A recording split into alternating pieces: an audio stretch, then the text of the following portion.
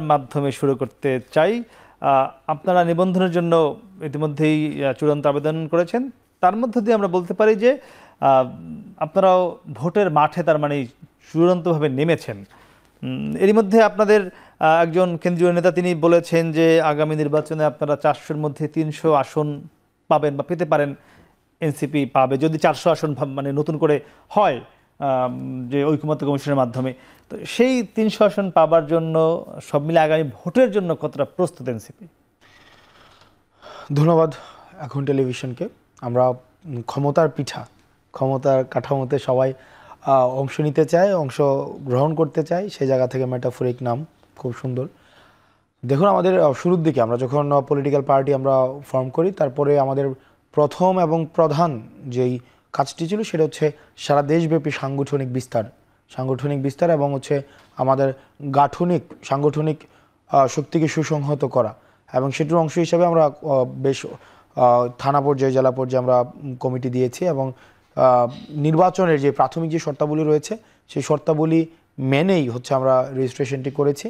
এবং সেই জায়গায় আপনি যে প্রশ্নটি করলেন যে দেখেন, প্রত্যেকটি রাজনৈতিক দলের প্রজেকশন রয়েছে, একটি ভিশন রয়েছে, লক্ষ্য রয়েছে। আমরা যেহেতু রাজনীতি কাঠামোতে অংশগ্রহণ করেছি, সেই জায়গা থেকে আমাদের লক্ষ্য, আমাদের হচ্ছে এই পলিসি মেকিংয়ে গুরুত্বপূর্ণ অবদান রাখা এবং এই পলিসি মেকিং পার্টে ইনফ্লুয়েন্সিয়াল রোল প্লে করা।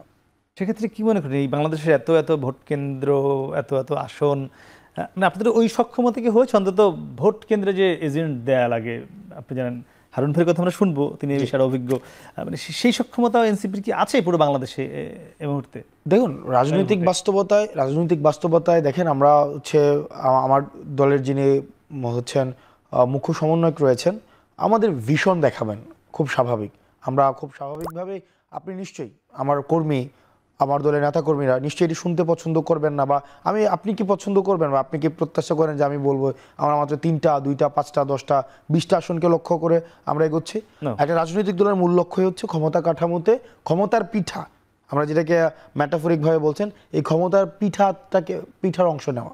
তো সেই জায়গা থেকে আমরা ওই যে আপনি যেটা বলছেন আজকেই আমরা এজেন্ট দিতে পারবো কিনা, অর্থাৎ একদম প্রিলিমিনারি পর্যায় থেকে আমরা হচ্ছে ওই সক্ষমতা আমাদের হয়েছে কিনা আমরা শুরু করেছি।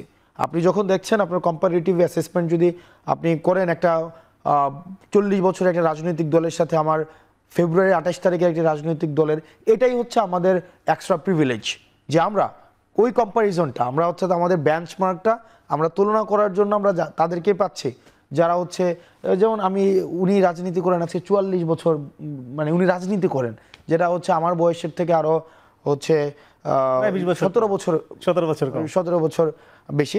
তো সেই জায়গা থেকে আমি বেশি 17 বছর বেশি, মানে রাজনীতির বয়স আর আমার টোটাল বয়স, সেই জায়গা থেকে আমরা উনাদেরকে কম্পিটিটর হিসাবে পাচ্ছি, বা উনাকে মানে মেটাফরিক জায়গা থেকে বলছি কম্পিটিটর হিসাবে পাচ্ছি। এটাই হচ্ছে আমাদের লিড দিচ্ছে, এক্সট্রা লিড দিচ্ছে। আর সাংগঠনিক জায়গা থেকে আজকের পর্যায়ে যে যদি এজেন্ট দিতে পারবো কিনা, কয়টা ভোট কেন্দ্র, কয়টা আসন, সেই জায়গাগুলোতে আমরা এই বিষয়গুলো নিয়ে কাজ করছি সাংগঠনিক জায়গা থেকে।